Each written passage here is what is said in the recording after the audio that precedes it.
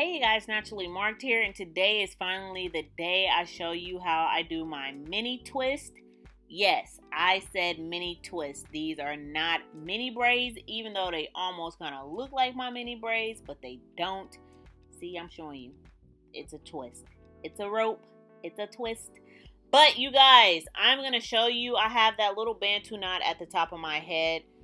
That's the only thing I am going to show you. I already have a previous video made of me doing my mini twist, and my hair was a lot longer. So I'm going to link that video down in the description box for you guys. And I'm also going to link my mini braid videos down in the description box for you guys, just so that you can see like my routine is the same. And the only product that I am going to be using is pure raw shea butter. I don't even melt it or anything like that. But like I said before, you guys, my process is still the same way that I do with my mini braids, except I twist. So my hair is blow dried from one section to the next. That means I have my hair either plaited in 4 or 6 sections, and I will blow dry one section at a time and then twist my hair up after I put the shea butter on there. So I will put the shea butter on my hair, blow dry my hair out, twist that section up, and then I'll move to the next braid. When I get to the front, my previous video with my mini twist is going to show you guys how I part the front of my hair, because I just don't free part. I free part the back, but I do not free part the front section of my hair, because that's the part that you want to look the neatest and to stay like in a nice pattern than freehanding the front of it. You guys, I'm telling you, that really makes or breaks your style.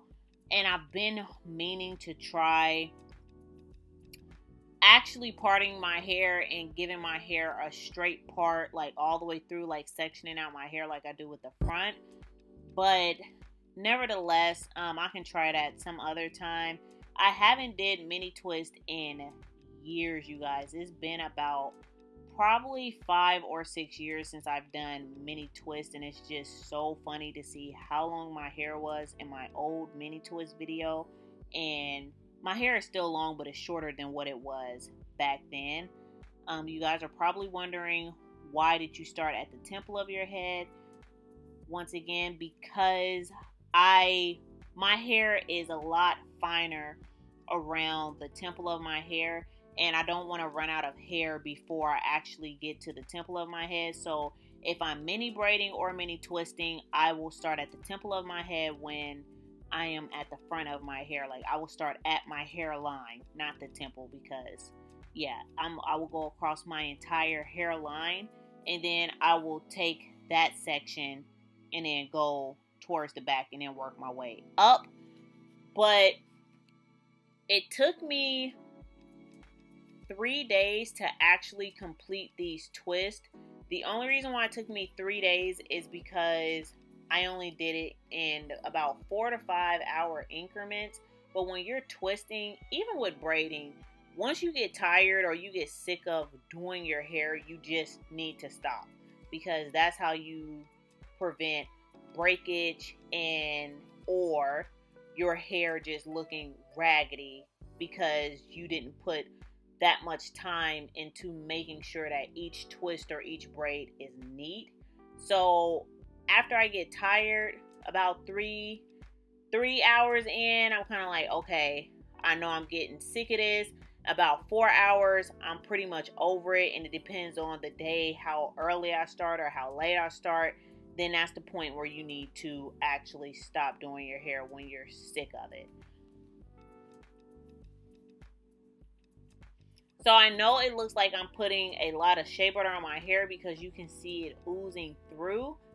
But for my hair, since I don't put gel or any other product in my hair, I need to allow the shea butter to do what it does. Like, yes, my hair feels waxy and it does feel stiff, but if you want to get rid of that waxy, stiff feeling, you just put on like a hooded dryer with a plastic bag.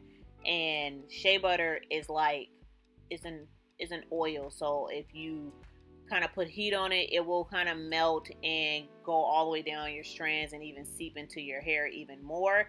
But I just let my hair stay waxy and stiff until it loosens up and my hair just naturally kind of soaks in all of the shea butter.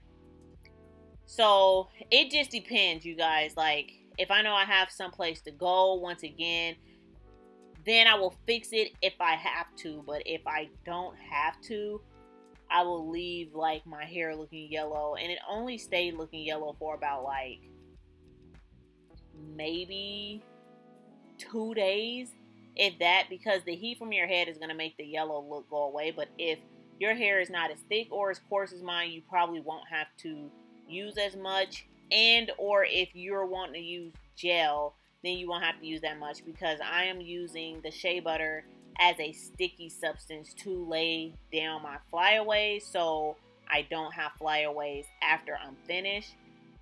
One thing that I will have to say, just a quick tip, is when you're at the root of your hair, always make sure that there are no flyaways as you're twisting, because that causes breakage as well. So just make sure that when you're starting out your twist, you get all the flyaways away from your hair and you're only twisting what you need to be twisting in that twist. That makes sense.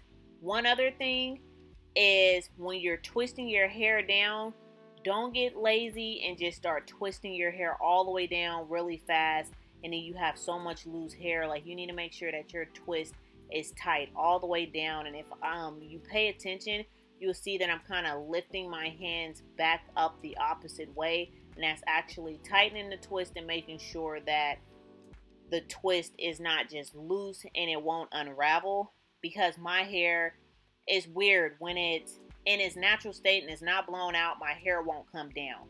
But when I blow dry my hair is in a completely different state, and it will unravel if I don't twist it or braid it tight enough. It will unravel, especially my twist. That's how come I really love my mini braids, because my braids don't unravel nowhere near as fast as my twist. And one big major tip of all when doing mini twists is, do not borrow hair from the next section.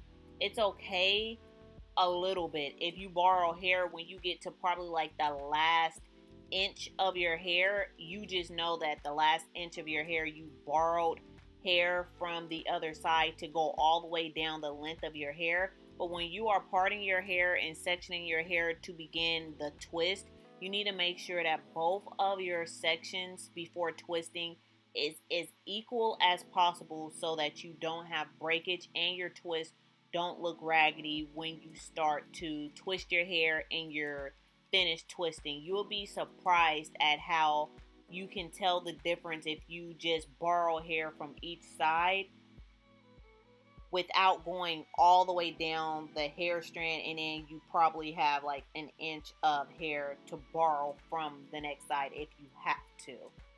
I hope that makes sense.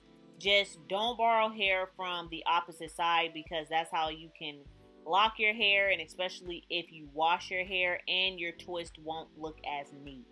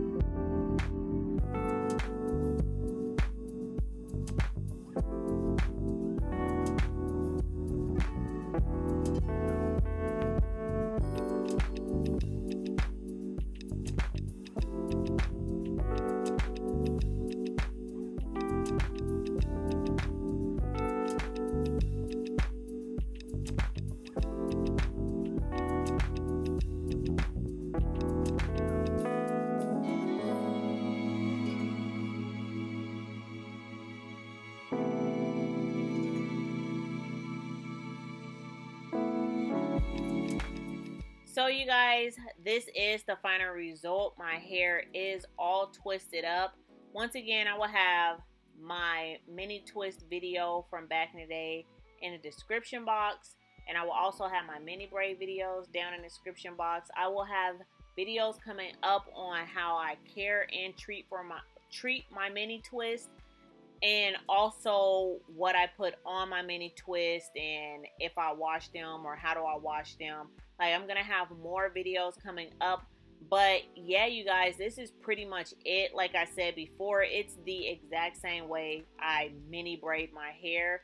I'm running my hands through my hair so many times, just making sure that none of my twists are snagged or stuck together, and just making sure that I've done a great job with getting each twist in its own individual sections, and I have like no snags or flyaways, because that can end badly when your hair starts actually growing out and start growing together. And just showing you guys that I have no flyaways and my twists are not frizzy. So shea butter does a really great job as a natural product, so that you don't have to use gel if you don't want to. So yeah, you guys, this is the final result. Normally I trim the ends of my hair, but the ends of my hair has not needed to be trimmed, so I did not trim the ends of my hair this time. I did look at them though. I looked at them and was like, should I trim it?